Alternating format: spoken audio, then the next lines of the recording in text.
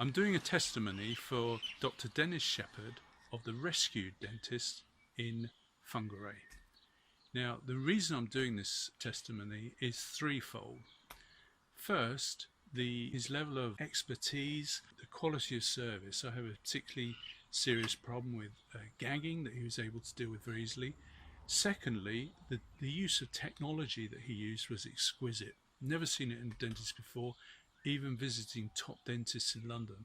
And three is the cost. You could come to a holiday over here, have a dream holiday for the cost you'd have similar work done in the UK. Not long ago, I spent about £12,000 having about 3 caps replaced in the back of my mouth. Now, because I have a severe gag reflex and the moulding is so stressful, it's basically impossible to mould my teeth. So they have to use an anaesthetist to knock me out just to mould my damn teeth, which is a ridiculous lengths. But anyway, by the time you've done an anaesthetist twice, once to get your teeth moulded, the next to get them get it all fitted properly, and of course you end up doing a lot of work together. This comes to a lot of money. So what was so incredible about the Rescue Dentist is the technology he used. He basically put in effectively a toothbrush into my mouth and scanned my teeth, my jaw, and scanned them shut, and he could create a complete three-dimensional model.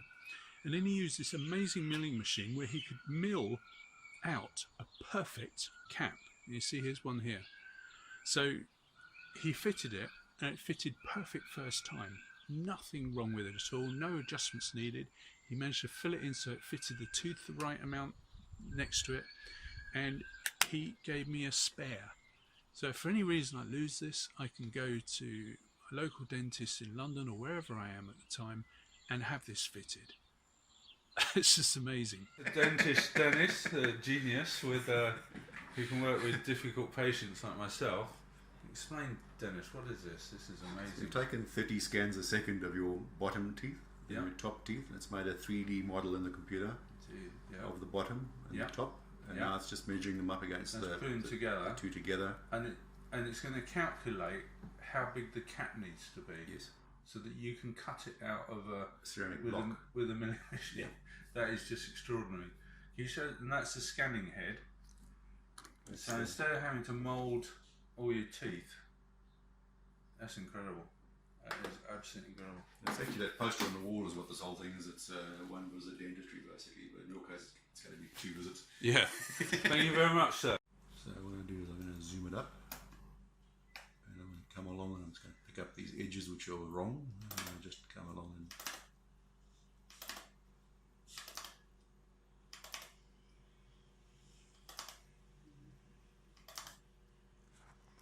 what are those colour bits? Is that the contact? That's a hard tune on the opposing teeth, so you got a very firm bite on those teeth. Okay, so that's good.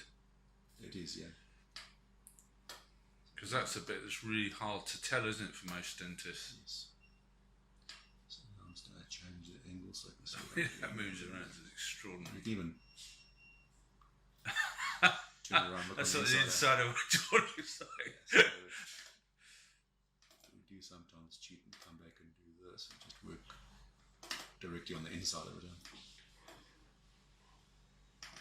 Most of the strength of this will come from the rim yeah, enamel around the edge, which you... The enamel, that's right. That's what I was looking at. Yeah.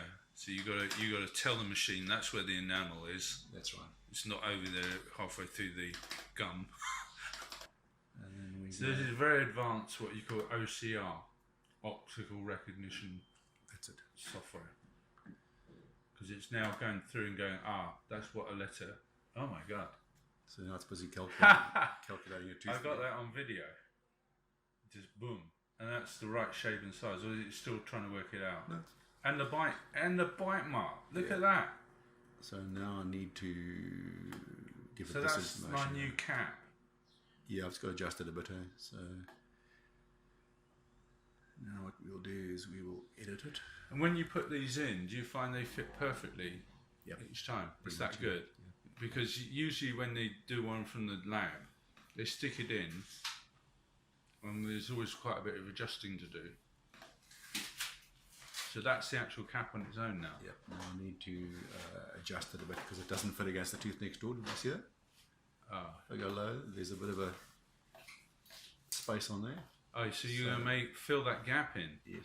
Oh, brilliant, because I had one which had a gap forever. It never felt right again. That's about right. Oh, that's amazing. So now I just need to get rid of the model and see if I've got it hard enough. I need to add a little bit more in. So we just added a little spray. What's that bit doing? It's adding, it's like a little brush that just paints it on a layer at a time, Yeah. basically. Yeah. That is amazing. That's pretty much the process, yeah? Ground up. So they grind that into the They grind it into paste, they form it into a block, and then we take this little block and we stick it in the milling machine, which is, you keep hiding in the cupboard over here. Alright, and here's the milling machine. That's it over there. So you stick it in that thing there in the middle. Yep, like so. Jeez. And the diamond, And you just leave it to do its work. yeah, the diamond tips come along and they cut out the shape of the tooth, which then goes into a furnace. That's a proper milling machine, huh?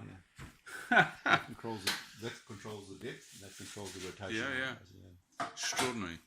How does it end it? Because at the end there's going to be a post, isn't there? That must be the hard bit. I've got to cut that off, and then I You have to do that yourself? Yeah, and I stain the thing up so it looks like a tooth. So where does it do it? Which part of the tooth does it do it at where you can do that? I can position that. Has to be the outside, I imagine, doesn't it? Outside So you can smooth it, yeah. Cool. Back into a rock crystal, basically. Yeah. Oh, so it It sinters it. Oh, This so thing's 40% oversized. You re-cook it. Yeah, it's 40% oversized, and once you sinter it, it drops down. So here I am. I'm down by the water on the rocks, and I'm going to take my new teeth out and take them fishing with me. Thank you, Dr. Dennis.